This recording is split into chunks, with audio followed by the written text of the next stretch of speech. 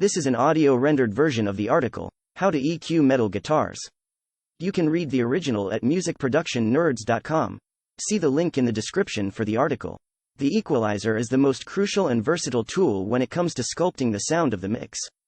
If used properly, EQ can drastically enhance even something that could be considered a rather mediocre recording.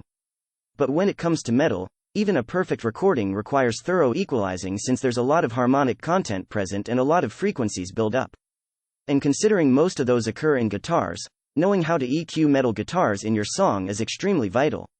Equalizing metal guitar explained. Despite the fact that there's a wide variety of metal music, one thing that they all have in common is extremely distorted electric guitars.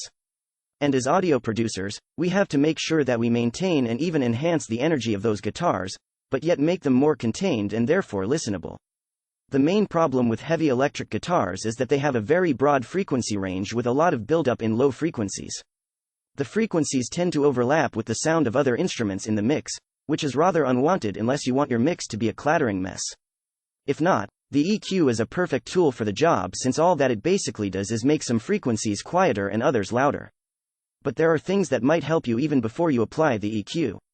Proper recording setup. Generally speaking, the more you are prepared for the recording session, the fewer problems you're going to have to fix on the mixing stages. Choosing the right electric guitar is important, but it's even more crucial to choose the right amplifier.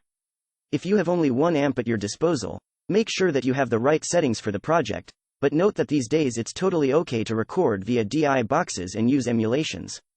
But if you prefer to use the real amp, make sure that your mics are set properly. To find the right DI box for your electric or acoustic, see the link in the description for best DI boxes to buy.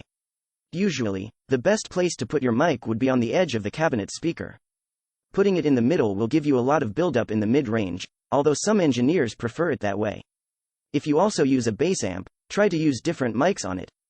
This might give you a slightly different tone and frequency response, which could result in less masking between the guitar and the bass. Always double track your rhythm guitars unless it's a very informed and creative decision of yours not to do so. Doubling the guitar sound obviously will make it fatter and wider. But also, it cancels out some very offensive frequencies. And we couldn't emphasize enough how crucial it is to capture a perfect performance. No amount of equalizing could save a poorly played guitar part.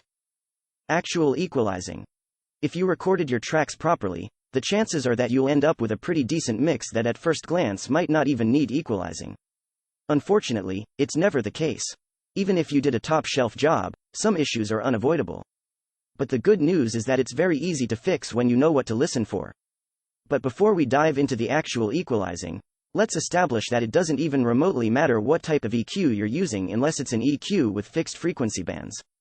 So you might as well use your favorite EQ or experiment for a bit since there are a lot of interesting options on the market. When it comes to the EQ, the only thing you should be aware of is the coloration. Some digital equalizers are extremely clean. Others will add just a smudge of harmonic distortion.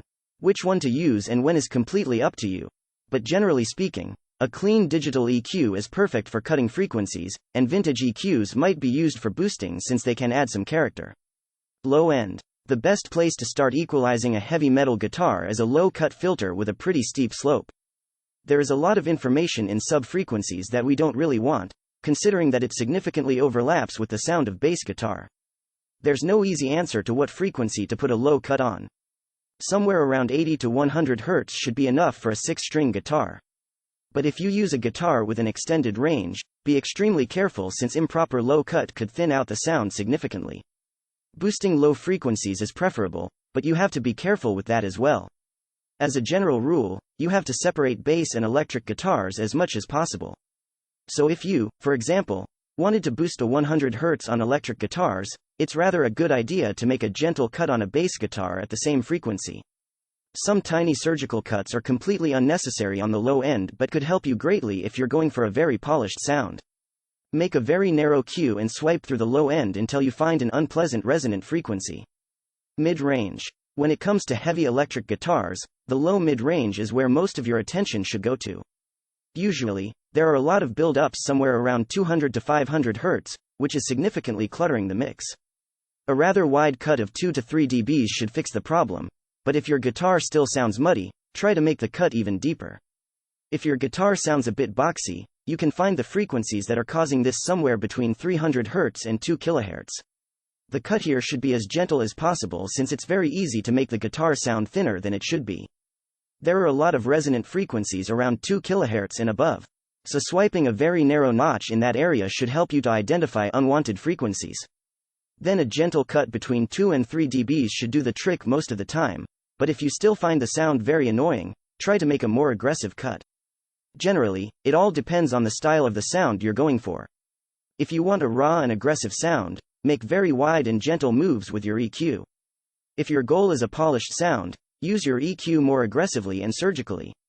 High end. When it comes to the high-frequency spectrum, electric guitars tend to significantly overlap with cymbals. The high-cut filter could fix this problem, although this step is completely unnecessary if your electric guitars don't have a conflict with cymbals. Where to put the cut is a rather difficult question since it completely depends on the situation. Quite a few professional audio engineers cut as high as 5 kHz, but feel free to experiment and find a solution that suits you the best. If you want to add some sparkle and shine to your electric guitars, make a shelf boost somewhere around 4 to 10 kHz. This is where having an EQ with a vintage coloration comes in handy. Although the clean digital EQ will do just fine. But beware, though, the higher the boost, the more buildup in the high end you will get, especially if your cymbals already sound very aggressive. But also note that many professional audio engineers tend to leave the high end of heavy electric guitars completely unaffected. Mid-side EQ. If you have an equalizer with MS capabilities, there are a few interesting tricks you can perform on the sound of your heavy electric guitars. You can use these tricks separately or in addition to the equalizing techniques listed above. Firstly, place a very aggressive low-cut filter on the side. This will give your electric guitars a tighter and more refined bottom end without making it sound thinner. Where to put the cut is completely up to you, but we recommend starting your experiments somewhere around 200 Hz or maybe even higher than that. Secondly, make a high shelf on the side. This will make your electric guitar sound brighter and wider without affecting the bottom end. Combining these two EQ moves could give you a more refined and polished guitar sound that would sit significantly better in the mix. Finally, boost some low frequencies in the middle. This will make your guitar sound fatter and bigger without affecting the overall balance of the mix. But since the bass guitar is almost exclusively recorded in mono, you should be aware of a possible overlapping, which in turn could easily ruin your mix. Conclusion. The most important thing to remember here is that what we covered about how to EQ metal guitars serve as a set of mere recommendations and not rules. To quickly recap, we suggest that you start with low and high cut filters, make some wide cuts somewhere between 200 to 500 Hz and somewhere around 2 kHz. Very narrow and surgical cuts should fix unpleasant resonant frequencies, which you should be able to find with a swipe.